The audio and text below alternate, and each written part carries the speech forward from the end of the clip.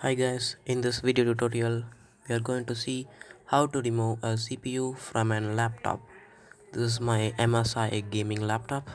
It's an old version, and if you unscrew it, the CPU pops out. These are the gold pins. Don't Make sure that you don't bend these pins so you can't get the spare for it, and it's good. And that one is the thermopaste, which is dry.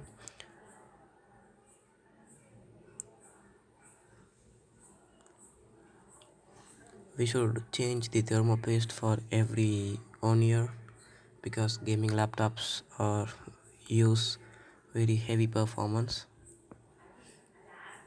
Now keep the same way. How do you take it?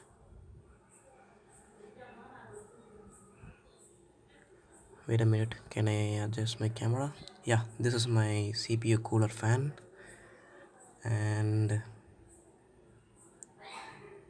this one is my radiator which cools the CPU and the GPU there next to the CPU. These are the RAM sticks which goes here, and